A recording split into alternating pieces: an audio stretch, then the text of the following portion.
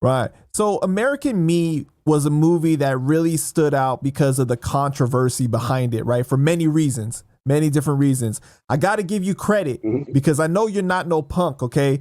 But it takes dedication to do the acting job that you did. And especially in a specific scene that was in Juvenile, right? And it was like, you know, you got this dude that is behind you and he forces himself on you, right? And not here to make fun of you, of course, but that's that's what Cuban would want me to do, but we're not doing that. You know what I mean? But fuck that nigga. No kidding. No, not only him, a whole bunch of people. A whole bunch of people. right. You know, here's what that is. At the end of the day, yes, it's a movie. It happened. It didn't happen, but it happens to people in jail. In any kind of system, whether you're in a psychiatric mental ward, whether you're in prison, you're in fucking the army boot camp. I've heard shit like that happen. You know, the Navy, whatever the fact of the matter is, sports, something like that is bound to happen. Maybe, maybe not. The fact of the matter is that it happened, and it happens in the regular penal system. And I don't say penal. I didn't say penal. I said penal. Right.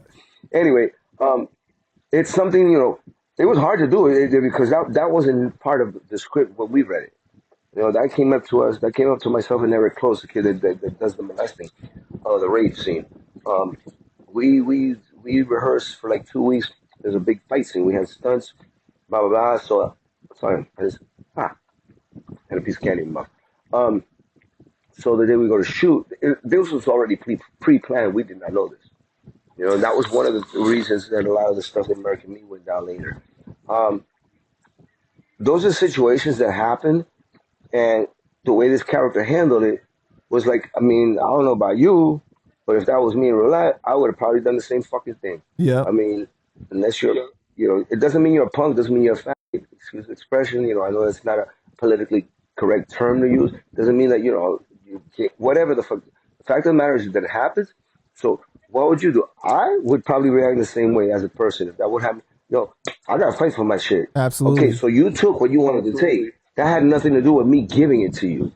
Or that character giving it. You just came upon it and fucking jammed it. You know?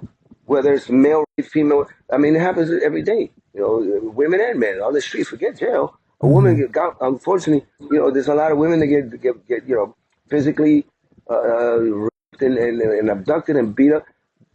It's nothing that they did to make that happen. So it's what's the word I'm looking for?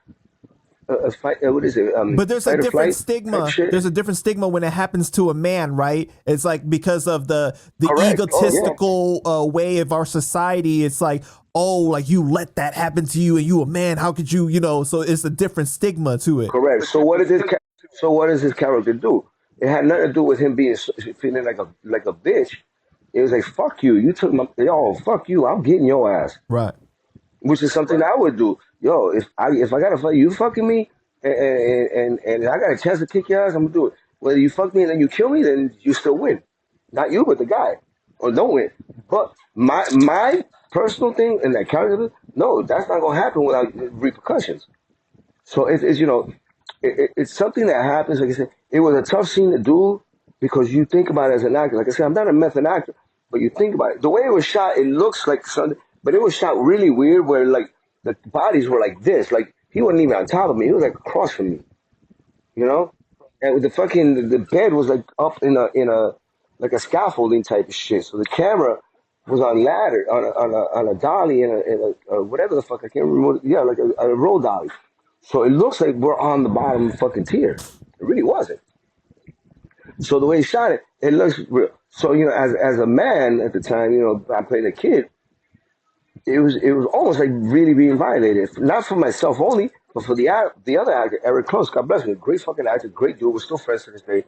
And we talked about it once in a while, and it was like, wow, that shit was kind of weird, wasn't it? But at the end of the day, it's a film, it's realistic, and you cannot, you know, people joke about it, and I get it. A lot of my friends always fuck around. So, you know, my answer to them is like, you been in prison? Yeah or no? Okay, cool. How did it feel? Well, turn around, I'll show you. That type of shit. You know? Yeah, fuck it. You gonna fuck with me? I'm fucking right back. You said that it wasn't in the original script, right? No, not So at how all. did you guys come up with the idea that hey, we should put this scene No, in we there? didn't. It wasn't a we thing. It was a he thing. It Edward. was Edward almost and fucking every. Yeah, it was Eddie and Robert Young. They already knew what the scene consisted of, because the whole fight scene was with the kid. You know, I walk into the prison, the white dude runs the joint, and he's big boss, and he tries it in the alleyway first. This was supposed to happen. He tries to kiss the guy. So as soon as he tries to go, pow, fight ensues. Blah blah. I wound up fucking killing the guy. That was what the script called for. But when you found out that this is the But scene that's going to happen, what was your the, immediate reaction? the day, the day that we started filming, the day of, we stopped production for 4 hours. I told him I'm doing this shit. No, this shit is not. It's not right. And it's not that they convinced me. It was just like it's like if I tell you, if I tell you you're a vegetarian, I say yeah, come to dinner. I'm gonna make some vegetables for you. Blah blah. You see all that shit, but then I serve you a fucking big old fucking tomahawk steak at the last minute. And so no, look, come on, man. This is all. This is what it is. This is what really is supposed to be. This is what really happened. This is what, and it was like it was a tough thing to take. And I'm like, no, okay, wait, you gotta explain this shit to me again. I said, why didn't you tell me or Eric this before? They pulled us both aside, and I was like, and we stopped production for like 4 hours, which cost them a shitload of money, you know. And then when it finally came down to the basic nitty gritty of it, the way they had it was a certain way, and then we worked on it together, right there. And I said, all right, so this is okay. I get it because it happens. And one of the reasons he mentioned that was because he wanted it to be a surprise in the sense, as an actor and as a person, as that person that's sitting in juvenile hall in prison, and that shit comes out. It's a surprise. You don't know what's coming. Right. You know. So he wanted those real reactions, which didn't matter because that real reaction was going to come out either way, if it was the fight scene or the rape scene. You But know. did you feel deceived? So no, I didn't feel deceived. I felt like I won't say deceived because he never lied to me about nothing. It wasn't even a lie. It happened. It was just the fact of fuck. You throw this shit in my face now, and how do you expect me to react? And he told me, he goes, I expected you to react this way, both of you. And this is why. So because he pulled us aside before we started. He said, listen, there's a change in this and blah blah blah. And right then and there, I knew something different was going to happen. And I didn't know what it was because I didn't see the stuntmen anymore. They were there, but they left the set. And he closed the set down. We're in this fucking. Was it in juvenile hall? Yeah, it was in an empty what do you call it, vestibule of juvenile hall in LA, and we talked about, and I just felt like wow. So when we started doing it, we only did not even a rehearsal. We did a camera rehearsal just for angles and how they wanted to do it, right? So then it comes to the part where the kid rapes me, and they're looking at me, and I'm like, all right, the crying you see there is real, and the anger that you see in that character when I killed him, it was real. Only because even though it was a fake scene, or not, it's a movie. Even though it happened for real for the guy, I'm not even thinking about the real guy at this moment. I'm thinking about me as a person. Like if this was happening to me, and so was the other cat. We was like, fuck, man. Um, we had one rehearsal for camera angles and shit.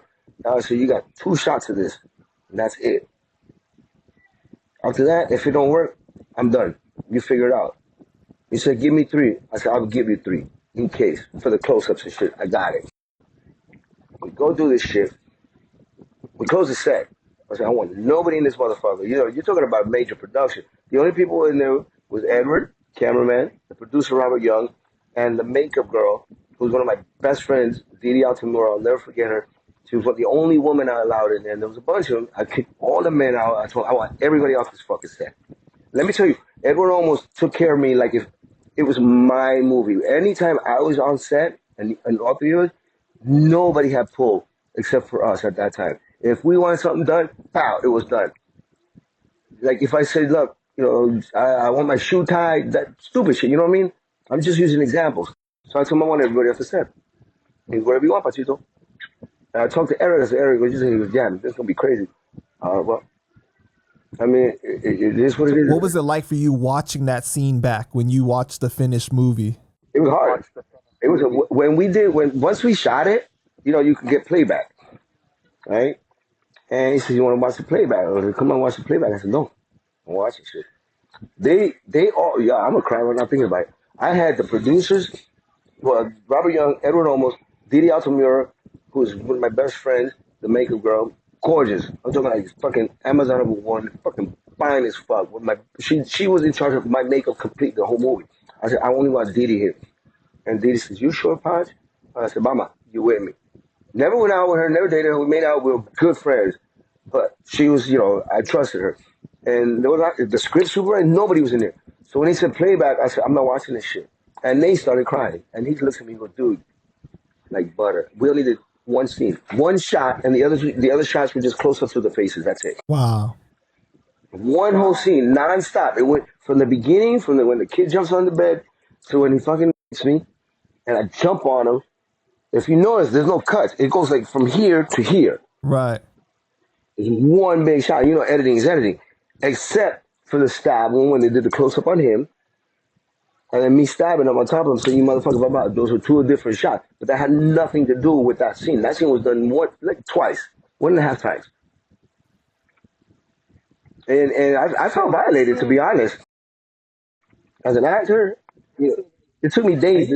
Yeah, so like, I know that you said that you're not a method actor, but you really put yourself in that role for that part, specific, that scene. Like you were like, this is really happening to me, and this is what I would do.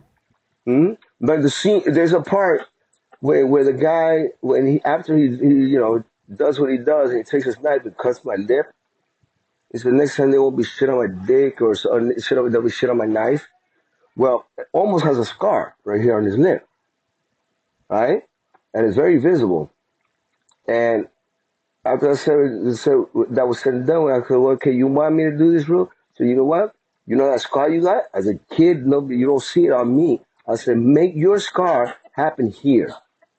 And he said, "What?" I go, "When that motherfucker finishes his shit and he takes his knife and goes like this, slice me under the, that's when I grab him because he's got his knife here. And we do it." He said, "Dude, you're a fucking genius." And it worked out because you'll see his scar, his real scar. And the movie, the kid gets fucking cut in the. And that just came into my head because, and that's where I cut off that part of it. That's when I said, okay, cool. That's when I became a filmmaker as well. Like I always do, not a filmmaker, but, as an actor, you do certain things. And like I said, he gave us 100% free will, free say, and whatnot. And when I mentioned that to him, I said, "All right, cool." I said, "Well, I got a suggestion now. Since the dude just fucking, did what he did with his character, that cut you have on your lip is real prominent, and you guys just started shooting 2 weeks ago. Explain why. You don't have to explain it, but that, it shows what happened as a kid. As one of the battle wounds, a battle wound, basically. It's like getting your ass ripped, you got a cut in your, and that's your battle wound."